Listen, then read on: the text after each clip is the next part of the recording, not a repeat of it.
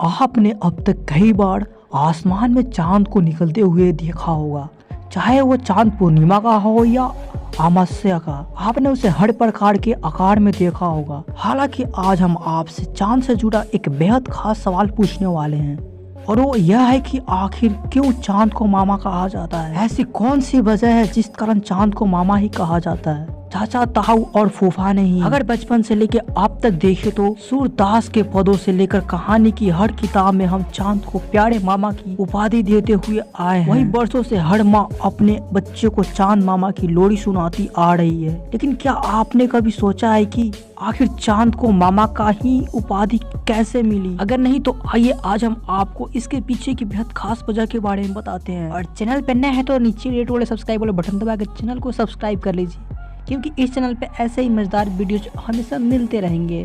दरअसल पारंपरिक कथाओं के अनुसार जिस समय देवताओं और असुरों के बीच में समुद्र मंथन हो रहा था, उस समय समुद्र के अंदर से बहुत सारे तत्व निकले थे। उन तत्वों में माँ लक्ष्मी, वारुणी, चंद्रमा और विष भी शामिल थे। समुद्र मंथन से निकलने के बाद लक्ष्मी जी भगवान विष्णु के पास चली गई थी, इसलिए उनके बाद निकलने वाले सभी तत्वों को उनके छोटे भाई और बहन की उपाधि दी गई। ऐसे में चंद्रमा उनके बाद समुद्र से निकले, इसलिए वे माँ लक्ष्मी जी के छोटे भाई बन गए। वही हिंदू मान्यताओं के अनुसार लक्ष्मी जी को हम अपनी माता मानते हैं, तो ऐसे में उनके छोटे भाई हमारे मामा बन गए। इसी कारण से चांद या चांदा को मामा कहा जाता है, और यह समुद्र मंथन से निकले थे, इसलिए समुद्र इन सब के पिता कहलाते हैं। चांदा को मामा कहने के पीछे दूसरा कारण यह भी बताया जाता है कि चांद पृथ्वी के चारों ओर चक्कर लगाता है और दिन रात उसके साथ एक भाई की तरह रहता है। अब चूंकि धरती को हम माँ मानते हैं, इसलिए उनके भाई यानी चंद्रमा हमारे मामा, इसलिए भी चांदा को मामा कहा जाता है। इससे पहले क्या आपको ये रोचक तथ्य पता था? अगर नहीं तो ऐसे ही वीडियोज के लिए